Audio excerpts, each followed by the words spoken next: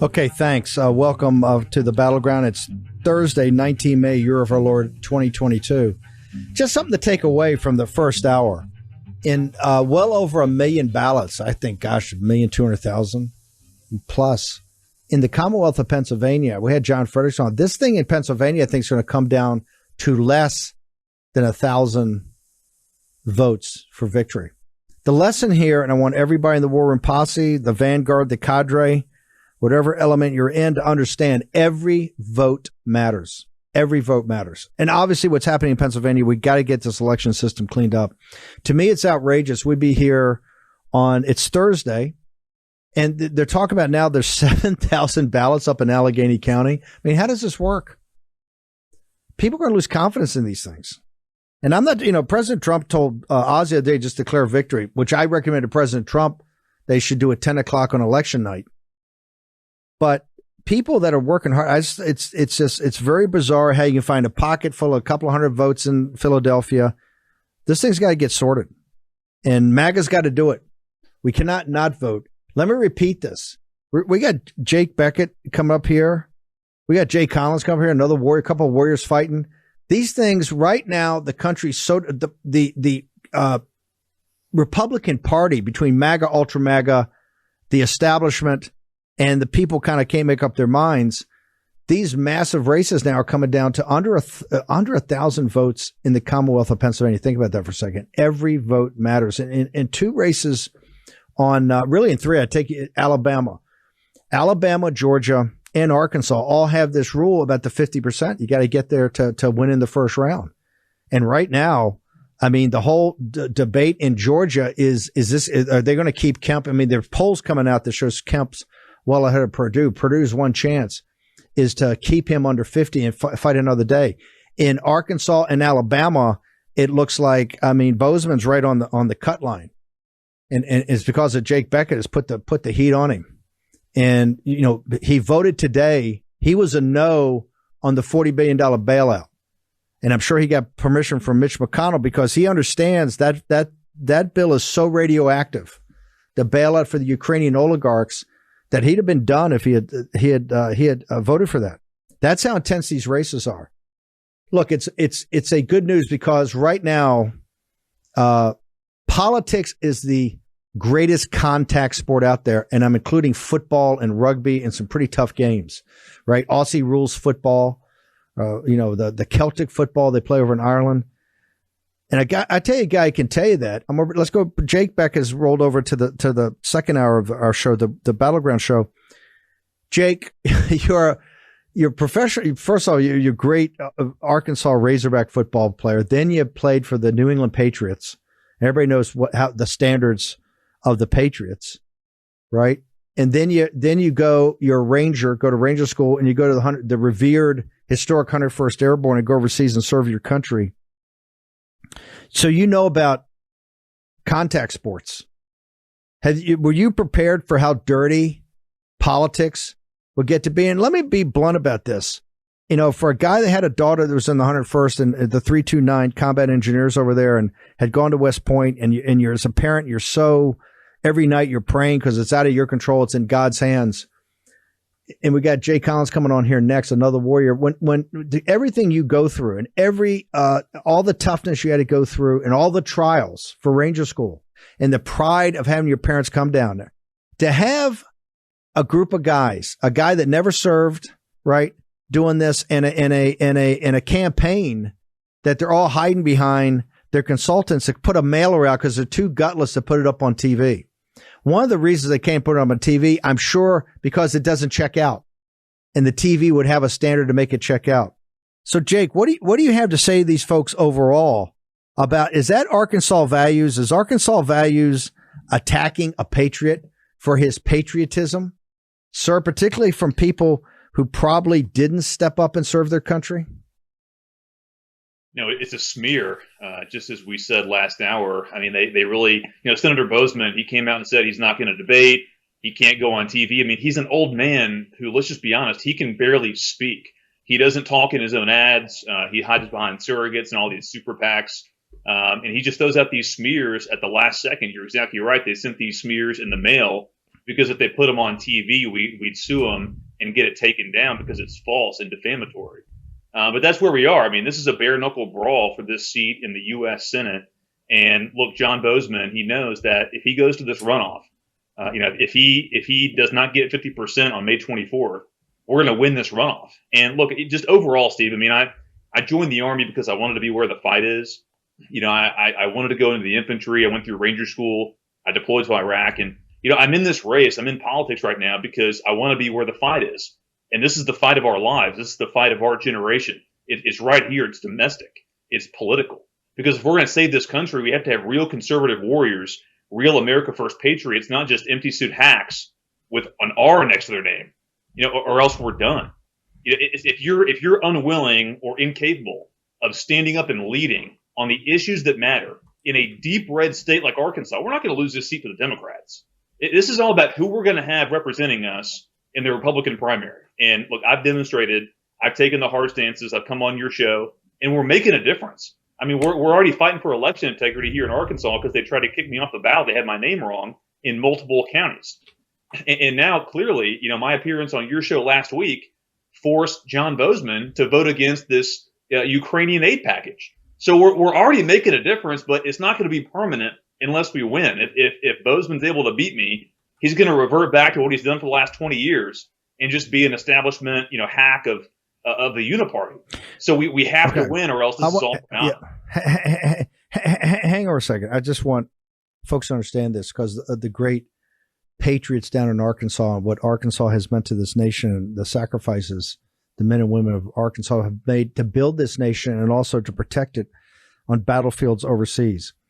Are you telling me that in smearing a Army Ranger that went to Ranger School, got stabbed, and served in the 101st and deployed, that Bozeman has not debated you in this entire process? No, he took it a step further, Steve. He said publicly that he would not debate me. He refused. I was at an event. I was literally there in Fort Smith, Arkansas, when a voter stood up and asked him, hey, Jake Beckett's here. This primary is going to be close. Will you debate Jake Bequette?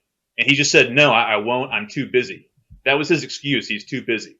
But in reality, we all know the truth. He's incapable of speaking for himself. He just hides behind his endorsements, his surrogates, these crazy super PACs. And he's just hoping that if he hides in his basement, then it's going to be enough. I mean, he's trying to use the Joe Biden strategy. But it's not working. I mean, thanks to you and so many other, fire breathers in conservative media, I've been able to get my message out. The voters are informed. We're raising our name ID, and I think we're going to force this runoff on May 24th.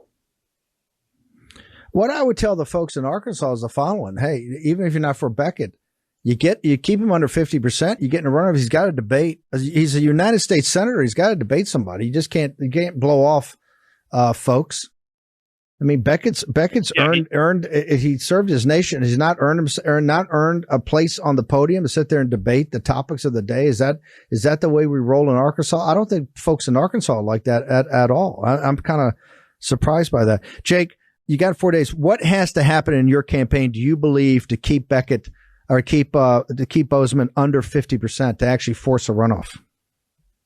Yeah, so there's four of us in this primary. There's three candidates who have pretty good name ID and who are out there. So I think it's very very possible, if not likely, that Senator Bozeman's going to be under 50, and I'll come in second place, and we'll dance to the runoff.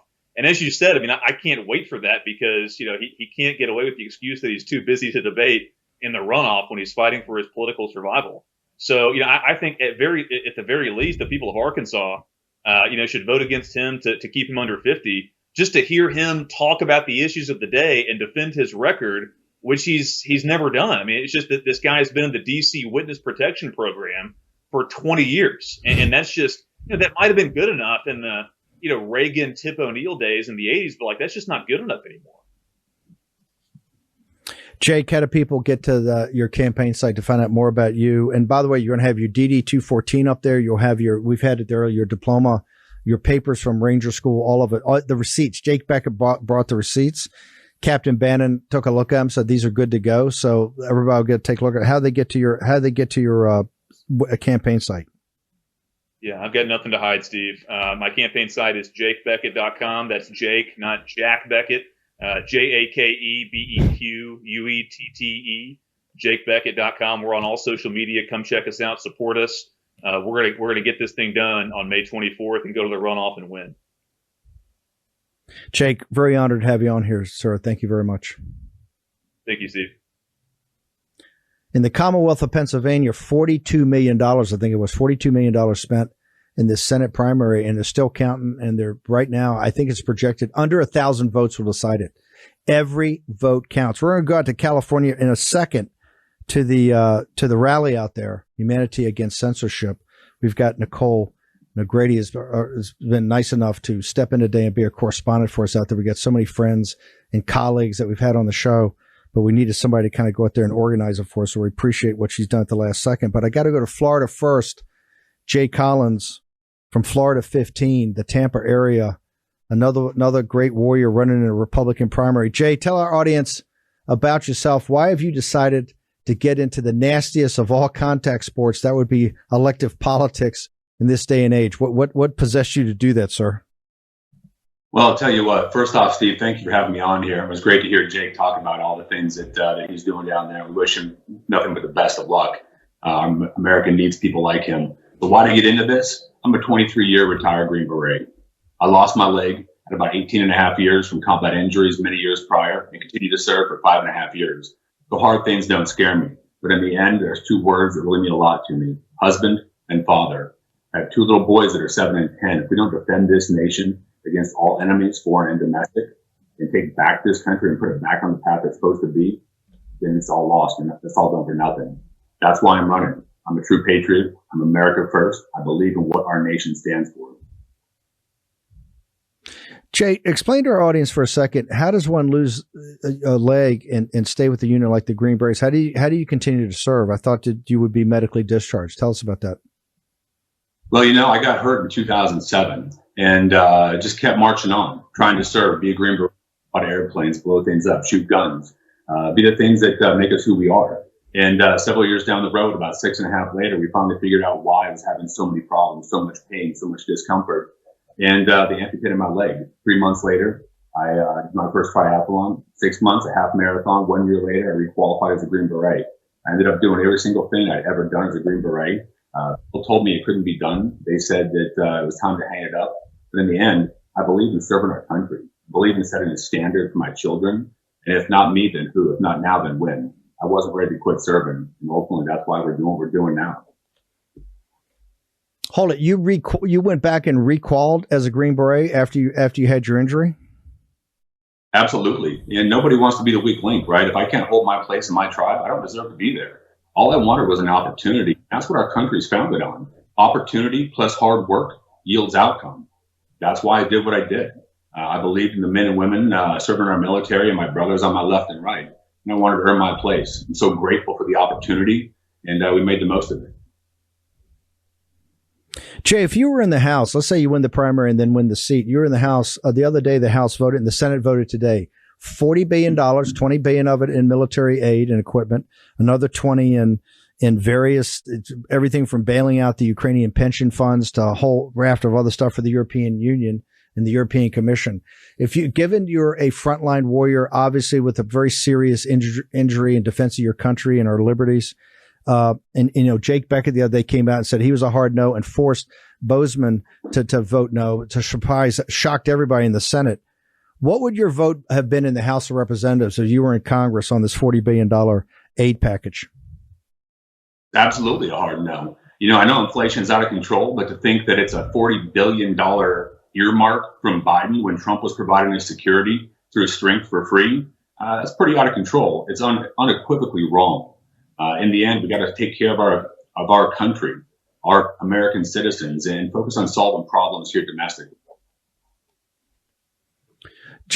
Jay, when you're down there in Tampa in Florida 15, give me the one or two things. What are folks telling you? Hey, this is what we want you to do when you go to Washington. This should be these are our priorities for you as our congressman. What do they say?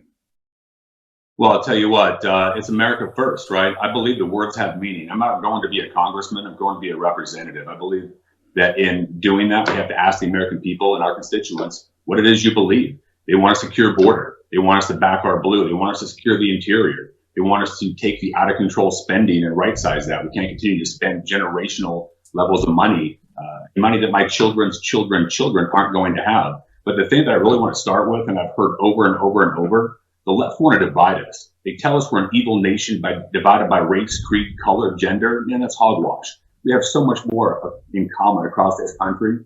We got to bring this country together with American first principles and values. That's what this is all about. So it's security, economy, and unity. I think we can say that you're somewhere between MAGA and ultra MAGA, maybe leading us to the ultra MAGA side. Jay, it's been an honor. How do people find out more about you? What's your social media handles and how they get to your campaign site? Now, Steve, I appreciate that. So you can check us out at jcollinsforcongress.com. That's JAYCOLLINSFOR Congress.com. You can also text Jay, that's JAY, to 87467. And our handles are at jcollinsfl.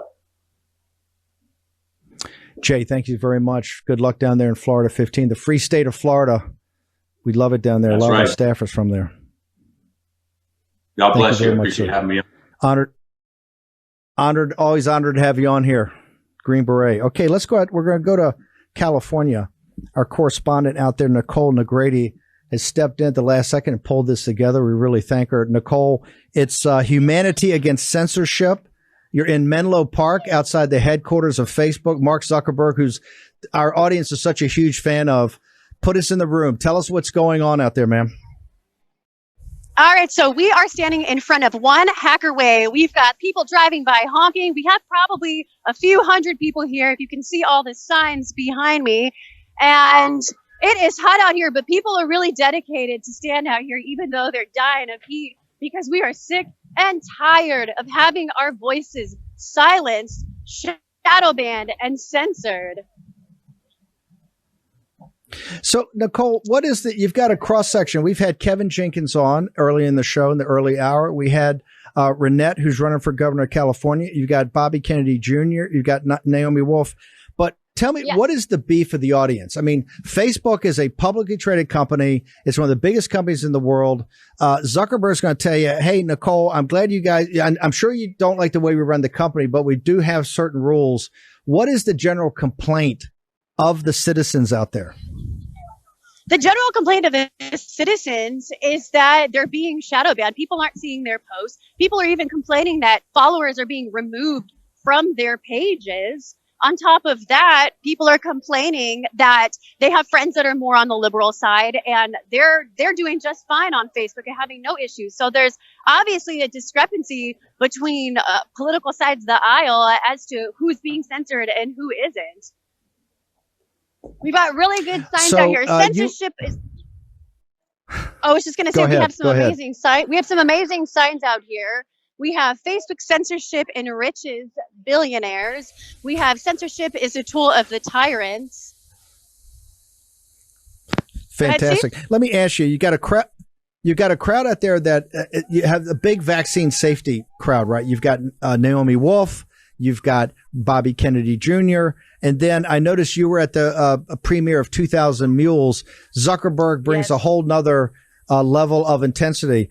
Is the crowd mainly, you think, vaccine safety, or do we have some of the 3 November 2000 Mules, Zuckerberg and Facebook? Because if you put anything up there at all about 2000 Mules or Rig 2020 or anything about the election, you're immediately taken off. So is any of the crowd out there part of the 3 November movement? I would say, primarily a lot of people's focus here is actually vaccines. I'm seeing a lot of vaccine signs, and I wouldn't mind talking to people a little more about 2000 Mules, because I don't think people are even aware that 2000 Mules was released, because the leak from the Supreme Court with Roe versus Wade came out the same day that 2000 Mules came out, and I think it completely overshadowed it. So a lot of people aren't even aware of the documentary. Is out there now in California, the vaccine safety issue. How big a deal is it? And how big a deal are they taking the suppression of the information of Facebook basically shutting down? I mean, we had Renette on here who's running for governor. I think every site she's had has been shut down. How big a deal is the vaccine issue in California? California is a tough one because there's a lot of pro-vaccine folks here in California, but now people are getting a lot louder with the anti-vaccine crowd, really just the pro-choice crowd. Pro-choice has been a big subject lately, and not only the abortion issue, but with vaccines. And it seems that it's really unfair that pro-choice counts on one side for one thing, but not on the other. Walk me through. You've also been an activist, I think, in the getting rid of Gavin Newsom. How big is the specter of Gavin Newsom and Gavin Newsom's current campaign for governor? Because he's going to be, I tell you, on November 8th, I keep saying this.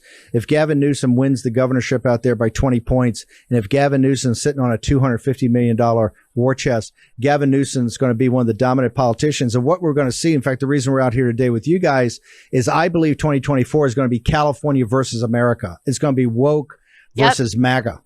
With Gavin Newsom as the leader. How big a deal? You guys had an epic, we covered it nonstop. You had an epic attempt to take Gavin Newsom out in the recall. But how big a deal is Gavin Newsom out there today, and particularly about the vaccine issue and about election integrity?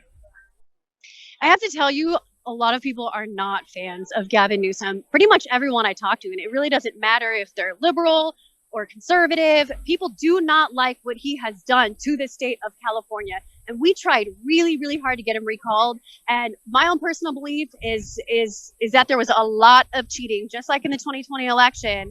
And that I personally believe that he probably did get recalled because they called the election in his favor 20 minutes after they closed the polls. Now, that's a pretty big record if you ask me, because with mail-in voting, how on earth would they be able to count all of the votes and call the election for him in that time frame? It just doesn't make any sense to me. Now, what were you asking about California? What do you think the possibility is? Is there anybody out there? We had Renette on here. Is there any candidate you see out there that can actually give, as you see it right now, just having gone through this recall, that can give Gavin Newsom a run for his money? Because if he wins by 20 points and he's going to sit on a massive war chest, he's going to be the dominant Democratic politician in this nation. Personally, I really like a gentleman named Sean Collins. Now, his following is a little bit small because it all comes down to money. He needs a lot of funding behind him, but I highly suggest that people in California watching check out Sean Collins. And I also really, really like Renette. Money. It all comes down to money. And so if I have any suggestion, it's just anyone that has anything to offer, go ahead and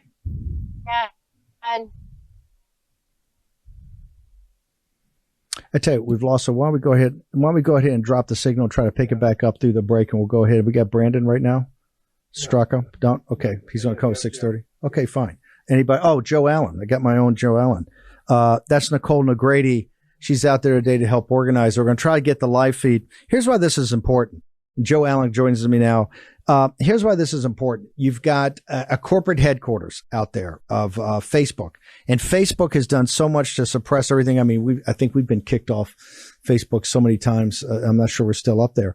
And you've got a group, and this is not people you think would be traditional Trump supporters. You've got Naomi Wolf, who now has become one of the leaders in this no vaccine passport. You've got Bobby Kennedy Jr. His family is a historic Democratic family, but they're taking on the big corporations. You heard Kevin Jenkins in the first hour that this is the globalists versus the nationalists. And you've got these globalist corporations that are not putting America first. And here in the vaccine safety, and this is why we've really gotten to know the people at Children's Health Defense. You've had these vaccine safety folks that have been shut down everywhere. I mean, to me, even with election fraud and the Wuhan lab and everything we can list that we're on, the vaccine's the most radioactive of all. That's where big pharma and big tech come together to suppress it. Let me bring in Joe Allen.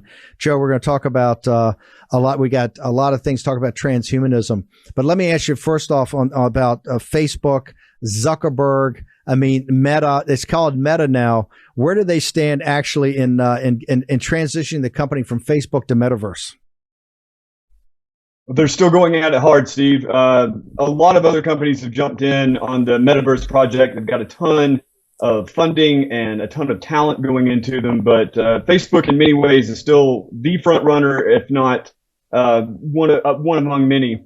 You know, on the topic of suppressing information about the harms of the vaccine or suppressing any information that over the last 2 years, 2.5 years, would have perhaps led to less draconian policies.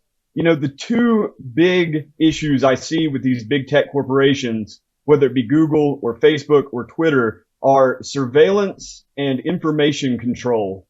And I think they both play into one another. As they surveil the populations that are enmeshed in their social networks, they're able to really judge on an aggregate level where the public opinion is. And as they control, whether it be by boosting or suppression, the information that people are allowed to consume, they're able to watch in real time the propaganda spread across their networks. I think that is a power that really no corporation should have, but the technical application of it is in some sense inevitable. The next step, I hope, is to rein them in.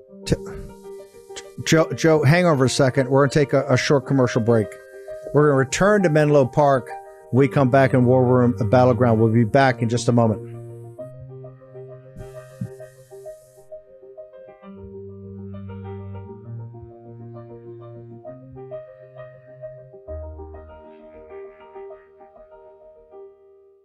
War Room Battleground with Stephen K. Bannon. Okay, it's humanity against censorship. They're taking on one of the biggest social media companies in the world, if not the biggest, what's called Meta now, really Facebook.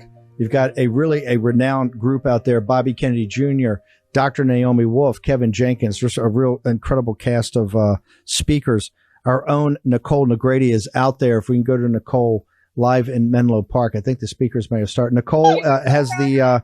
Can you give us a little tour of the park?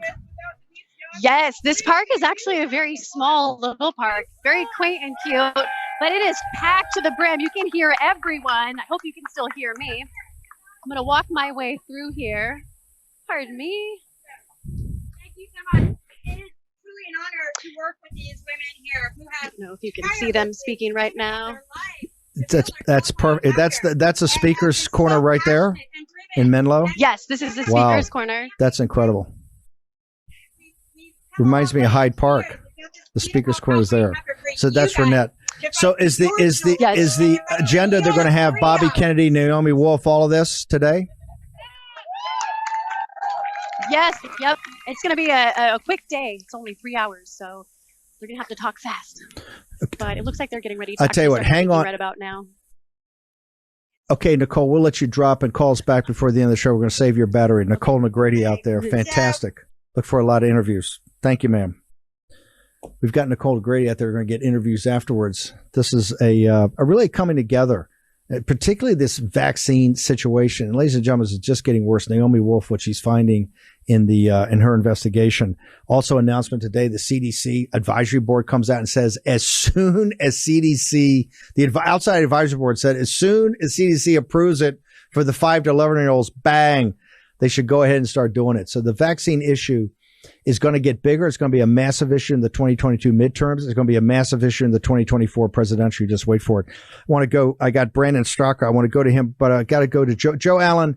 Go back and just hit the reset of why people, you're deep concerned. You're our editor for transhumanism. You're at the cutting edge of all this technology. You've got some of the top people in the country out there today in the heat of Menlo Park to kind of have this rally outside of Facebook to let Facebook corporate know that, hey, Elon Musk may be going after Twitter, but the citizens that are concerned about vaccine safety are going after Facebook for suppression. Give me once again, what you just said about your concerns about all this. Yeah, like I say, Steve, the two major concerns I have with the big tech corporations are really surveillance and information control. Those two work hand in hand with one another as these corporations are able to monitor, in effect, the public sentiment in the aggregate. They're also actively boosting and suppressing certain bits of information, and that relates to everything from information pertinent to elections, including election fraud. Also, more recently, any information that contradicts the official narrative on Ukraine has been crushed across Google, Facebook, Twitter.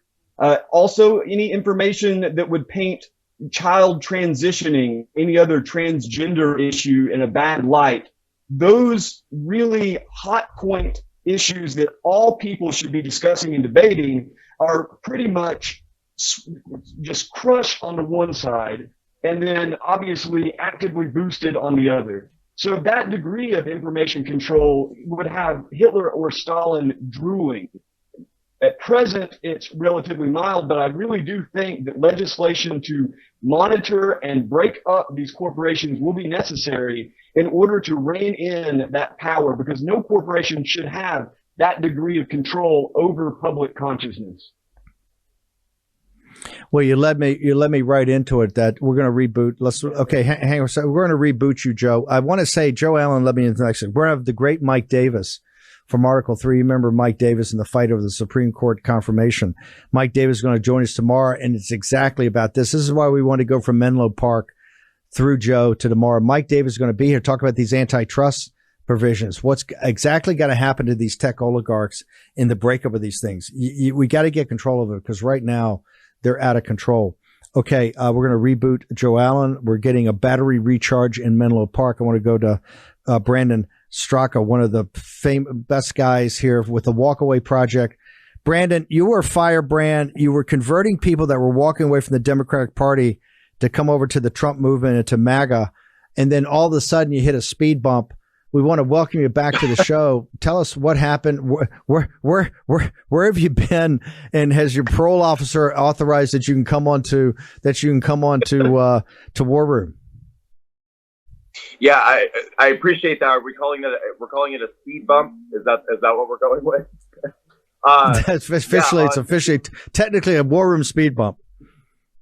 Got it. Yeah, it was January 25th of 2021. I got FBI raided because I actually was on the steps of the Capitol on January 6th, 2021. Now, I never went inside the building. I was actually on the steps of the east side for about 8 minutes, and I was filming a video. I was never accused of any violence or vandalism or theft or destruction. Nonetheless, they felt that it was appropriate to send an FBI SWAT team to my apartment at the crack of dawn to get me out of bed and put me in handcuffs. Took me to jail for several days. I sat in jail. Finally, I was released and found out that I was being charged with 2 felonies and a misdemeanor for the 8 minutes I spent on the Capitol steps. And from that point, I worked through my case for about a year, and that's why people haven't heard much from me for the last year. But I'm back, and I'm coming back, and I intend to move forward and do the work that I was already doing. I'm not going to let this Biden regime keep me down. Okay, you were one of the most visible of activists in one of the most controversial of areas. You were somebody that's saying early on, look, there's a lot of hardworking folks out there that are Democrats that just don't believe in the direction of this for a whole host of reasons. And people had all these reasons. And we used to send people to your rallies. You had them all over the country here in D.C. Do you believe that, and maybe you can't answer this because of the rules of how you settled this, but do you believe you were targeted because you are so prominent in kind of the MAGA movement, the Trump movement, for basically getting Democrats to come over and to really switch allegiance and alliances with the MAGA movement? I know I was. I mean, they're not even being coy about saying that is a factor in all of this.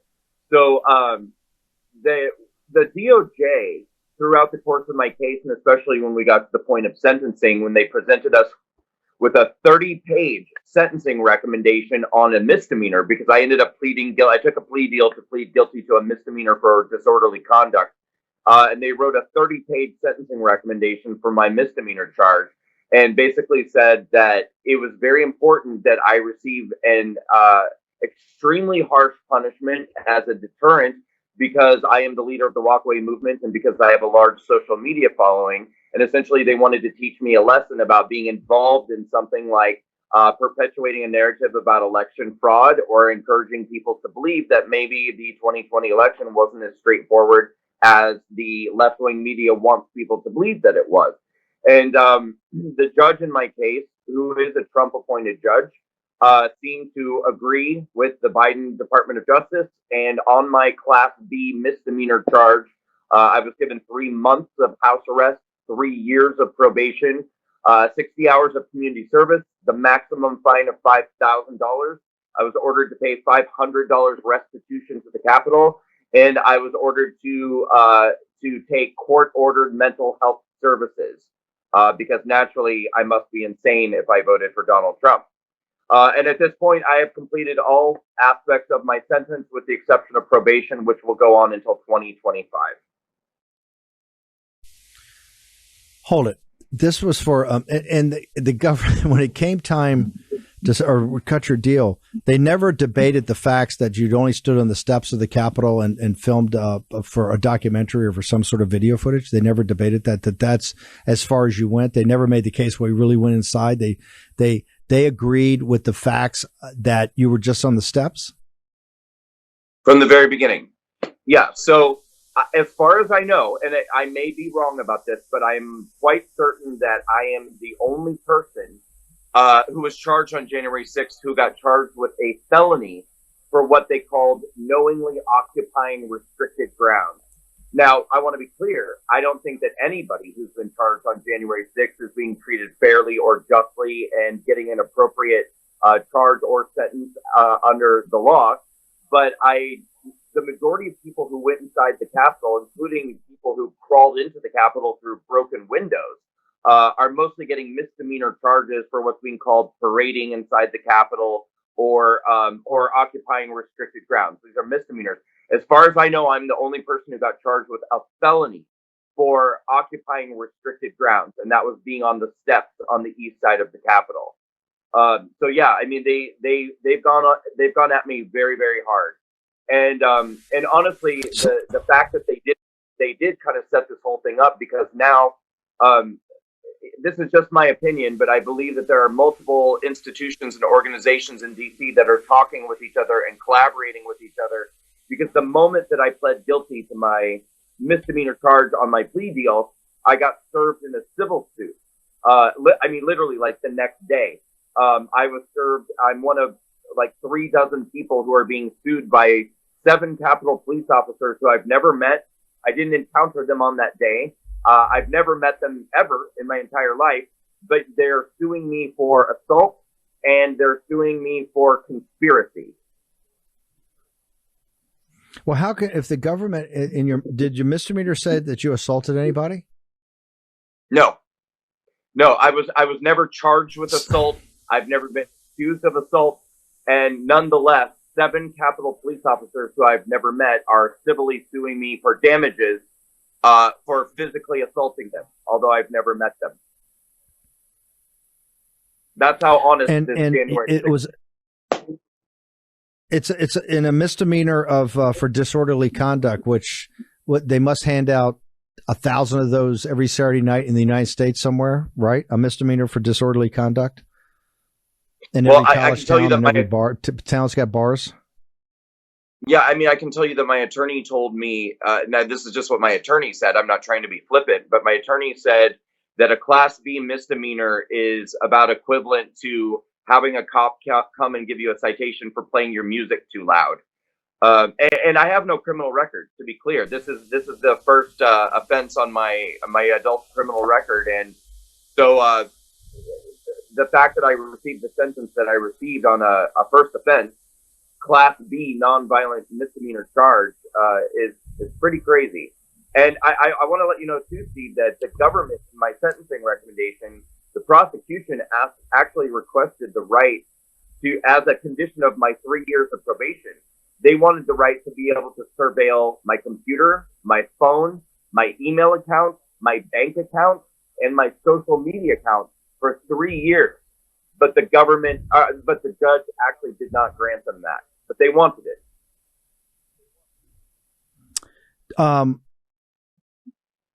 I mean, this is pretty stunning. It's pretty stunning. I want to go back to the 30-pager for a second. In the 30-pagers, the 30-page thing on the sentencing, the government actually argued that they wanted to have the harshest terms possible for a Class B, which is like a jaywalking ticket, or for getting a music violation on a Saturday night in a college town by the cops. They wanted the maximum penalty of all this, $5,000 and 3 years of probation and 60 days or 30 days of house arrest and all of this. just on and on and on. 90. They actually put 90 days. They actually put in there, because you were a part of the walkaway movement, one of the leaders, and you had a high profile, to actually talk to people about the issues of the day? Oh, multiple times they said this in the sentencing recommendation. And also another thing that they did that I think was particularly disturbing and egregious is they went through my social media posts, and they went back months and months before January 6th. And I'm not making this up, they literally selected words from individual texts, and then they would string together a sentence using different words from different texts. So in the sentencing recommendation, there were parts of it where they said things like, on Twitter, Mr. Straka told the Patriots that it was time for a civil war and that we had to fight if we were going to save our country. So they would take like individual little pieces and string a sentence together and make it sound, and then from that, you know, like I said earlier, these different agencies are all kind of working together, and I consider the media to be a part of that. You know, when they put a sentencing recommendation out like that publicly, the Washington Post actually ran an article from that said MAGA influencer Brandon Straka was trying to start a civil war before January 6th. Based off of that sentence from my sentencing recommendation. Unbelievable. We'll have to get to more detail. Real quickly, we got to bounce. And by the way, I think we're going to try to get, I'll check with Captain Bannon about doing maybe Get Her Live right after the show on the War Room channel to get Nicole back up there. The speakers are going out right now. Your work was legendary on Walkaway. I mean, the concept, and it struck fear in the Democrats. I could tell. That's one of the reasons I was so excited about meeting you and having you on our shows, that it cut to the core. I mean, they got like these, you had a lot of artists, you had minorities, you had women. I mean, you had really the makeup of what people think is the Democratic Party. And I would go to these, we'd stream from your events. I mean, these were fire breathers, and they were calling out the Democratic Party. And I said, wow, this guy is they're gonna notice this quickly. Have you restarted? I know one of the things to do, they wanted to shut down your website, shut down your Facebook, everything like that. Are you restarting Walkaway? 100%. So one of the first things we're doing right now is I'm actually in Los Angeles, which is why I'm in this terrible setup right now with my iPad. But I'm in a hotel room in Los Angeles because this Saturday we're doing the first Walkaway live rally in a year and a half since I was FBI rated. This is for anyone watching. If you're anywhere near the California area, please come out 2:00 p.m. May 21st. That's this Saturday at Beverly Hills City Hall. I want to get a mass of hundreds and hundreds of people together to send a loud message to the Joe Biden regime, DOJ. Let them know they did not destroy me. They did not destroy Walkaway, and we are coming back. And in regard to what you just said about those amazing testimonials to that community, yes, it is true that Facebook banned the Walkaway campaign on January 8th of 2021, which was devastating. But my team and I stayed working all year long, even as I went through my case. And we're going to be releasing later this year something we're calling Walkaway Social, which is going to be our own social community where people can come back and get those video and written testimonials going again and build that community. Only this time we're going to own it on our own platform, and it's incredible. We're just a few months away from being able to launch that, and it's going to be, I think, a real game changer. So definitely don't talk about Walkaway in the past tense, because I think the best is yet to come for us. This movement is just getting started. I'd love everyone to go to walkawaycampaign.com, see how they can help us out, and also come to our rally this Saturday, 2 p.m. in Beverly Hills at Beverly Hills City Hall. Everyone come out. Brandon, where do people go to? Is a website? Give us that again about how people are how do people find out about where you guys are going to be? To follow Walkaway, then go to walkawaycampaign.com. But if they want to follow me and follow the work I'm doing, they can find me on Twitter, Facebook, Getter, and Truth Social. My handle is the same on all of them. It's my name, @Brandon Straka. My last name is spelled Straka. And if there's any of your audience that are still using the big tech left platforms like Twitter or Facebook, please be sure to give me a follow and retweet, repost, because I spent an entire year off the grid with social media. So I've got to jumpstart my account and get myself back out there. So give me a follow. We're going to help The War Room Posse is going to be all over this. You're a great guy and you did great work. And by the way, this is the reason down on the screen, you can see we're covering the rally with Bobby Kennedy Jr. and Naomi, but Brandon should be there too.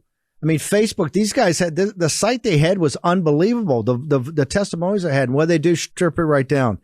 Joe Allen, we're going to get to the other aspects of the transhumanism tomorrow because it's too important to go this thing with artificial general intelligence. I just want to go back to the fact of what you said about breaking these companies up. You're a guy who spends your entire life focused on this. How dangerous is it that we've let these companies like Twitter and Facebook become so big and so powerful? It's an absolute tragedy. It's not as if people weren't warned either, but I think that all of them are appealing for various reasons. Number one, it allows people to connect over distances, and as people are spread apart, that becomes necessary. Number two, people are simply curious, and Google for a long time really did serve up a lot of excellent information and information sources before they really started to hammer down on what they thought inappropriate. What they've done ultimately is put in place a sort of monopolistic information structure that people have come to, by and large, rely on exclusively. It's very, very heartening to know that there are all these alternative platforms that at least give some competition. But in general, I mean, you know me, Steve, my view on all of these sort of technologies is pretty dim. I think we would have done well just to stick with telephone calls and books, but extremely dangerous to have so much information control in one place. Joe, real quickly, give your social media handle so people can get to you. At JOEBOTXYZ on Twitter and Getter, and www.joebot.xyz. Thank you very much, Steve. Let's go to Nicole Nogrady out in Menlo Park. Nicole, we got to bounce. We got a heart out here. But what we're going to do is try to get you up on Getter, ma'am. We know it's getting active. You're doing a great job. We're going to come back to you on Getter. Thank you. Thank you so much. Nicole Nogrady out there in the hot sun, Menlo Park. Tomorrow we're going to have Mike Davis. We're going to have some of the interviews Nicole does. We're going to have Mike Davis on from Article 3 to talk about what's the legislation to break up big tech tomorrow morning, 10 o'clock. See you here in the War Room.